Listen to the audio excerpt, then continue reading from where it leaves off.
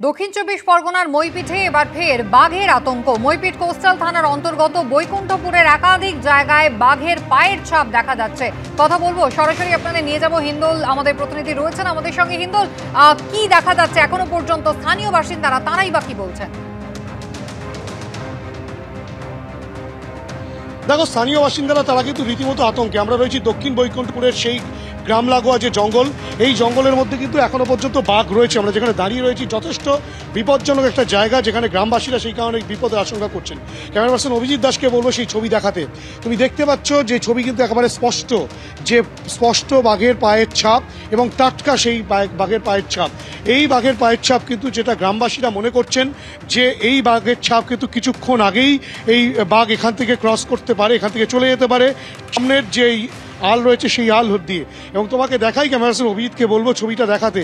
এই যে জাল, এই জাল দিয়ে জঙ্গলের একটা অংশ ঘেরা হয়েছে ঠিকই, কিন্তু সেই জাল টপকে বাঘ কিন্তু এদিকের অংশে, অর্থাৎ কিনা এই দিকের জঙ্গলটাতে চলে এসেছে এবং যে জায়গাটা জালটা নামানো রয়েছে সেখান থেকে কিন্তু বাঘ টপকে চলে আসার সম্ভাবনা রয়েছে, পেরিয়ে এসছে এখান থেকে জাম্প করে, এমনটাই গ্রামবাসীরা বলছেন। এখানে গ্রামবাসীর সঙ্গে কথা বলবো। কি পরিস্থিতি, কতটা আতঙ্কের মধ্যে রয়েছেন? আতঙ্কের মধ্যে আছি আমরা, ভয় ভয় করে রাস্তাঘাটে চলাচল করছি। জঙ্গলে আশেপাশেই ঘোরাঘুরি করছে, কোনো মতে ওদেরকে পার করতে পারছে না, যাতে পাশের জঙ্গলে চলে যায় সেটাই জন্য আমরা চেষ্টা করছি। বনকর্মীরা এসছে, আমার স্থানীয় কোস্টাল থানারা এসছে, তারা খুবই চেষ্টা করছে ওকে যাতে জঙ্গলে ফিরিয়ে দেওয়া যায়। তাই এখনো কিন্তু ওকে ধরা যাচ্ছে না, জাল টপকে জাম মেরে চলে গেছে।